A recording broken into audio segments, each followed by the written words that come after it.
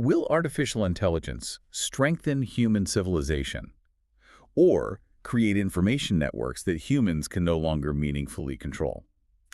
That is the ultimate question of our era. I mean, it really is. And it exposes a really uncomfortable paradox about our species Yeah. because, we humans became the dominant force on this planet specifically because we learned to exchange information. Right. We built cities, we forged empires, we split the atom basically because we could communicate with each other. Yeah. But if you look closely at the historical record, it's a very different picture that emerges.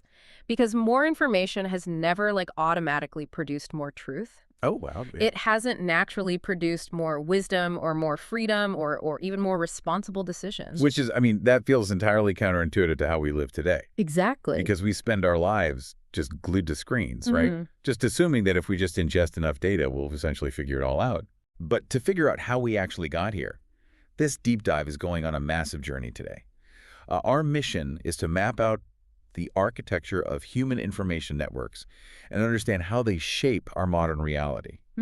So we are going to explore how stories, writing, and early bureaucracies laid the groundwork for human organization. And then from there, we'll see what happened when the printing press, the scientific method, modern democracy, and mass media just sort of exploded onto the scene. Yeah. And ultimately, we are going to look at how algorithms and AI have fundamentally changed humanity's ability to cooperate while simultaneously changing who controls our attention, our knowledge and our power. It's a huge sweeping trajectory, but mapping it out is really the only way to demystify the system that are governing us today. Right. But we have to start by completely redefining a word that we use every single day. We need to stop confusing information with truth. Okay, I am going to need you to unpack that because I think most people use those words totally interchangeably. Oh, absolutely. Like if I read a piece of information in a newspaper, my default assumption is that it represents a truth about the world. Right. And that is exactly where the trap begins, because truth is about correspondence with reality. Okay. So if I say, it is raining outside and water is physically falling from the sky, that statement is true. Right. Information, however, is much broader than that. And fundamentally, it's functional. Functional. Yeah, information doesn't exist just to describe reality. It exists to coordinate behavior. It preserves records, it creates classifications, and it sustains shared stories. Okay, give me an example of information that coordinates behavior but isn't necessarily a truth. Okay, think of a marching order given to an ancient army. Okay. An order to flank left isn't scientifically true or false. Right. It's just a functional piece of information that makes 10,000 people move in the exact same direction at the exact same time. Oh, I see. Or look at the foundational myths of literally any major empire. A myth about a king being descended from a sun god might not hold up in a modern biology lab, Yeah, definitely not. But if that story convinces millions of strangers to pay taxes and build aqueducts and follow common laws, it is an incredibly powerful, functional piece of information. Right. It allows for that large-scale cooperation beyond just our immediate face-to-face communities. Exactly. It scales human effort. But surely giving people more access to data, like the internet did in the 1990s, is fundamentally a good thing, right? Like we talked about it, democratizing knowledge. Yeah. Why are we treating heavy connectivity like it's a vulnerability? Because we assumed that a tightly connected network would just naturally bend toward enlightenment. Right. But history shows us the exact opposite. A highly connected network can just as easily spread a falsehood, or it can preserve a really harmful societal category just as efficiently as it can spread a scientific breakthrough. Actually, if a falsehood is particularly good at triggering human emotions like outrage or fear, a highly connected network will spread it much faster than a nuanced, boring truth. Yeah, we definitely see that today. Yeah. So we have to evaluate these networks not by the sheer volume of information they pump out, but by how they balance that coordination with something else. They have to balance coordination with correction. Correction. Okay, I want to anchor our entire conversation around that word. It's the key. Because to understand how human networks handle or fail to handle correction, we have to rewind to the first major technological leap in information, which is writing and the invention of bureaucracy. Right. So we're talking about the shift from oral storytelling around a campfire to clay tablets and written documents. And that transition is where human society truly begins to scale up. Right. Because before writing, a human community could really only grow as large as the memories of its elders. You just can't run a sprawling empire on oral tradition. You definitely can't collect taxes on oral tradition. No, you cannot. Like, think about ancient Mesopotamia. Suddenly, you have property claims, you have tax records, state registries. For the first time in history, massive populations became what historians call legible to institutions. Legible, yes. Like, a king didn't need to personally know a farmer to tax him. The king just needed a standardized record of that farmer's grain production. Right. And writing allowed resource management at a scale the world had never seen before. It did. And it achieved that scale at a massive cost to human nuance. Oh, interesting. This is the inherent danger of classification. Bureaucracies function by taking the infinite, messy, unpredictable complexity of human life and just converting it into simplified categories. Right. And once a state writes those categories down and enforces them, they become institutional facts. Institutional facts. Yeah, they become real simply because the system treats them as real. It's like taking a vibrant, complex, three-dimensional world and just forcing it into a two-dimensional spreadsheet. That is exactly what it is. You gain massive organizational power, but you end up flattening or outright deleting people's lived reality in the process. Yes. Like if you've ever tried to fit a complex hybrid career into a standard tax form drop-down menu, you've experienced a tiny fraction of this. The system doesn't care about your nuance. Right. It just cares about which box you check. Yeah. And so what happens when a human life doesn't fit in that 2D spreadsheet? Right. The institution rarely changes the spreadsheet. It forces the human to conform. And that brings us to the really vital concept of corrigibility. Corrigibility, meaning the ability to be corrected. Exactly. When a bureaucracy's simplified picture of the world becomes distorted, what happens when reality pushes back? I would assume the system either adapts or it just collapses. Or it resorts to extreme violence to maintain the illusion. Wow, yeah. If an institution claims infallibility, whether that's a massive state bureaucracy or a dictator or a group interpreting a sacred text, it becomes incredibly dangerous. Right. Imagine an ancient agricultural registry that says the grain silos are full. Okay. But due to a drought, the people on the ground are actually starving. Right. An infallible institution cannot admit its ledger is wrong. It has to blame the starving people, perhaps accusing them of hoarding or treason. Wow. So a system without a mechanism for correction just becomes a machine for generating tragedy. That is so dark. Yeah. But if rigid bureaucracies flatten reality, what happens when a technology comes along that makes those flattened realities infinitely copyable? Oh, yeah. Because we usually talk about the printing press like it was pure magic. Right. Like the standard narrative is that Johannes Gutenberg revolutionized printing in the 1400s. It radically lowered the cost of copying information, and boom, we got the Renaissance and the scientific revolution. All right. Which is an incredibly sanitized, highly selective version of history. Really? Oh, yeah. The printing press was a massive amplifier, but it didn't discriminate about what it amplified. We hear so much today about the digital age creating a post-truth world, but misinformation heavily predates digital media, doesn't it? By centuries. I mean, the printing press certainly expanded the reach of scientific knowledge, but it equally expanded the reach of myths, propaganda, conspiracy theories, and absolute lies. Right. One of the most famous examples is a book called the Malleus Maleficarum. The Hammer of Witches. Exactly, the Hammer of Witches. It was a manual written in the late 1400s on how to identify, torture, and execute witches. Wow. And before the printing press, those kinds of extreme fringe ideas might have stayed localized to a few obsessive individuals, you know? But because it was printed and mass-produced, it just went viral across Europe. It became a standardized institutional fact. Local judges and officials bought this mass-produced book and used it as an authoritative guide. Oh my gosh. And it resulted in the torture and deaths of thousands of innocent people. So cheaper copying does not guarantee quality. It just lowers the friction for transmission. That makes a lot of sense. Yeah. So how did we ever extract actual truth from a machine that was just as happy to print a witch hunting manual as it was a medical textbook? Well, we had to invent a new kind of institution. We had to invent organized correction. Organized correction. Yeah, and that is what the scientific revolution actually was. We often picture science as a series of isolated, infallible geniuses having these aha moments. Right. Like Newton and the apple. Exactly. But science became effective because it built a distributed correction network. Okay, walk me through how that actually works in practice. Yeah. How does a correction network tear down a false belief?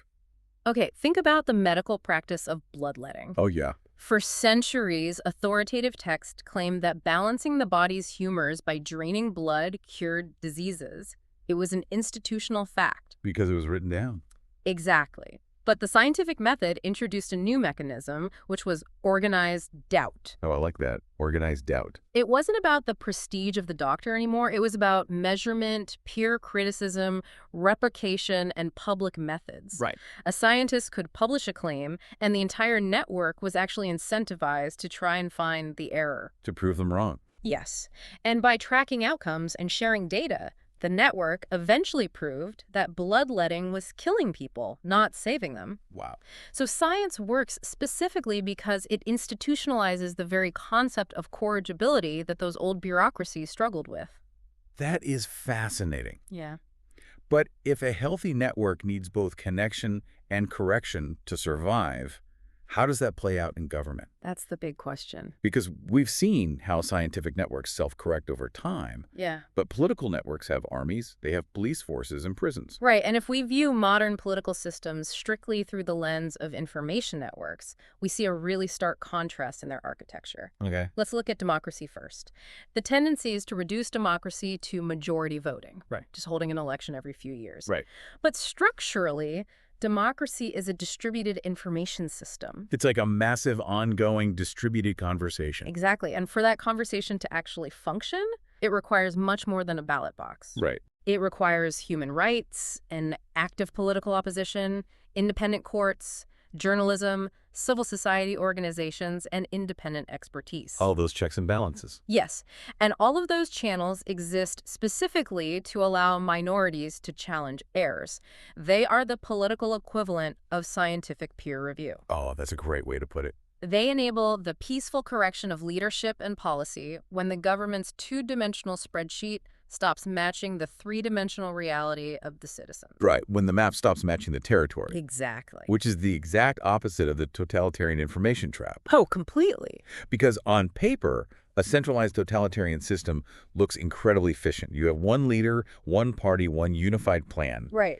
They can coordinate rapidly, they can build massive infrastructure projects overnight, and they create this powerful illusion of total efficiency. But there is a fatal catch in their network architecture. What is it? Totalitarianism relies on censorship, fear, and strict loyalty tests to maintain that order. And those mechanisms actively suppress contradictory evidence. Right. Think about local agricultural managers in a totalitarian regime. If a central 5-year plan demands a record crop yield, but the weather is terrible, no local manager wants to report a failure to the dictator. Right, because the messenger gets shot. But literally. Sometimes literally, yeah. Or sometimes they just disappear into a labor camp. Exactly. So what do the local managers do? They falsify the numbers. They lie. They report massive success. And then the regional managers compile those lies and send them up the chain. So the dictator ends up living in a fabricated reality constructed by terrified subordinates. Wow. The central government might even export grain because they think they have a huge surplus, while millions of their own people starve to death. Because there's no feedback loop. Right. The network is perfectly connected. Orders travel down instantly, but it has absolutely zero capacity for upward correction. Bad news never reaches the decision makers at the top, and that leads to hidden catastrophic mistakes. That makes perfect sense for human systems. I mean, whether we are talking about a clay tablet in Mesopotamia, a printed book in medieval Europe, or a television broadcast in a modern dictatorship, the network has largely been a passive conduit for what humans want to say. Yes, mostly passive. But the game completely changes when we introduce automation. It does. Because the digital shift we are living through right now isn't just a faster printing press. The network itself is, metaphorically speaking, waking up. Right. Algorithms and AI are no longer just carrying our messages. They are active participants in the network. And this is the most critical pivot in the history of information. Yeah. Computers and AI do not just copy information. They actively rank, generate, predict, personalize, and initiate configured actions. When you search for something online or you scroll through a social media feed, you aren't just looking at a digital library. An algorithm is dynamically deciding what you see. And it's optimizing for specific goals, like keeping your attention at machine speed across vast populations. I want to pause here really quickly and make sure we maintain strict evidence discipline. Absolutely. When I say AI is waking up, that is purely a metaphor. We are not talking about science fiction here. We must be incredibly explicit about that. AI does not imply consciousness. Right. It does not imply inevitable autonomy or a robotic uprising. We don't need to entertain speculative existential scenarios about machines deciding to overthrow humanity to see the immediate impact. Yeah.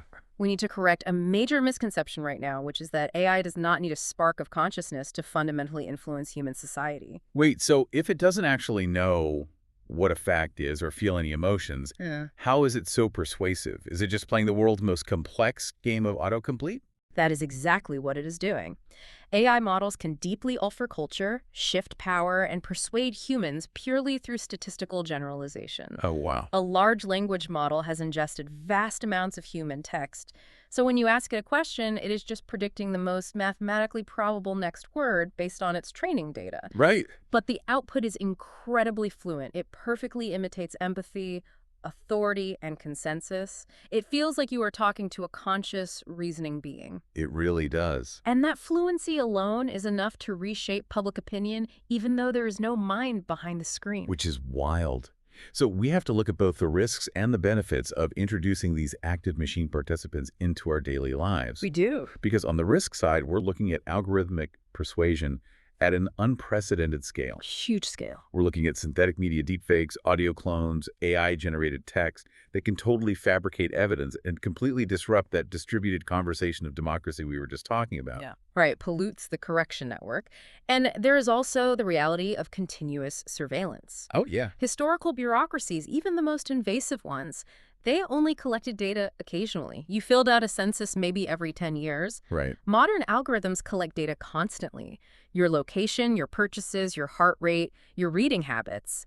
This concentrates immense data power in the hands of a few institutions, creating individualized prediction profiles for nearly every citizen. And if you've ever tried to dispute a denied medical claim with an automated phone system, or if you're a gig economy worker who gets a termination email from an app and there's literally no human HR person to call, you've experienced this on a micro level. Exactly. When decisions are automated, like who gets a loan, who gets paroled, who gets hired, the responsibility becomes incredibly difficult to locate. It vanishes. Right. If a machine learning model denies you health care, who exactly do you appeal to? It creates a new kind of totalitarian information trap. But instead of a dictator, you have a black box algorithm. To be fair, though, we really must balance these risks with the evidence-based benefits. There are massive benefits. Huge. This exact same capacity for pattern recognition is driving massive leaps in scientific discovery. Yeah. AI is folding proteins, it's discovering new materials for batteries, and it's modeling climate data in ways humans just never could. Right. It's expanding accessibility through real-time language translation, providing personalized education tools, advancing medical diagnostics, and radically improving basic administrative efficiency. I mean, the tool itself is highly capable. It sounds like we shouldn't view AI as an omniscient, godlike oracle. We should view it as a hyperactive, relentless bureaucrat that never sleeps and can instantly personalize a million different conversations at once. Yes, a scalable bureaucracy operating at the speed of light. Right. The technology is phenomenal at coordination. The existential question is how our human networks handle the inevitable errors that a scalable bureaucracy will make. But look, if the AI is a black box and the tech giants are locked in this arms race, isn't it essentially out of our hands? The technology is going to advance whether we like it or not. Yeah. I feel like there's a huge tendency to just throw our hands up and say, well, the algorithms are running things now. That is a deeply dangerous trap to fall into, and we have to push back against it really hard. Okay. We need to correct two more vital misconceptions about the future.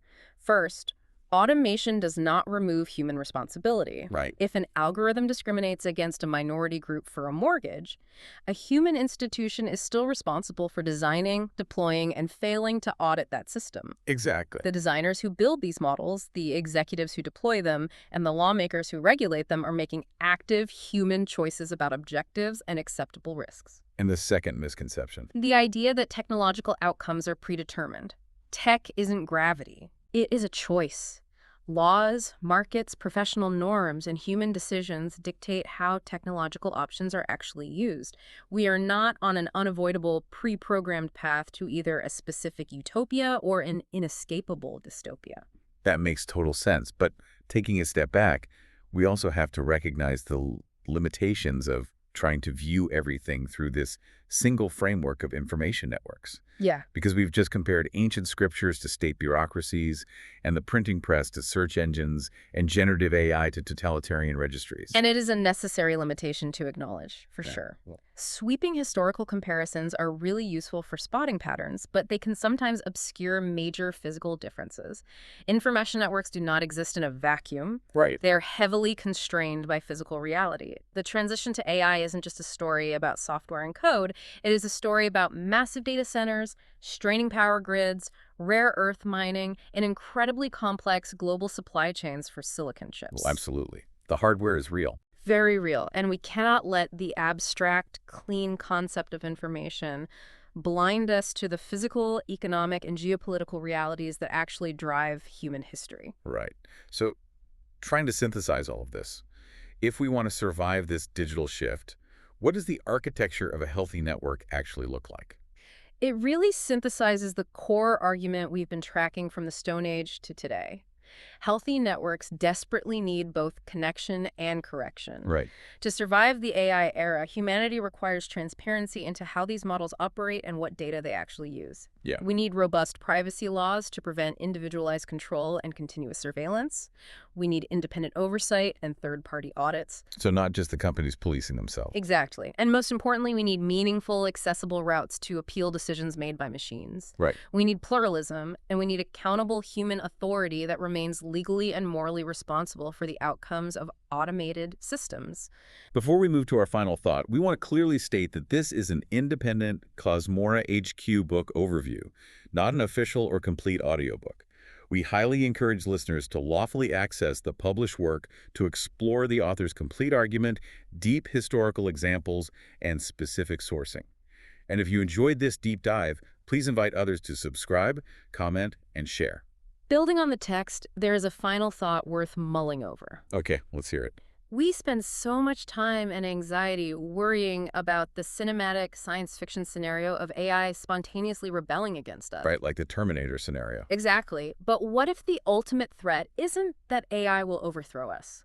What if the real danger is that human institutions, governments, courts, corporations will willingly and quietly outsource their moral judgment to algorithms simply because it's cheaper and more efficient? If information networks have always shaped who holds power, what safeguards must humanity build before AI becomes the network through which nearly every important choice is made?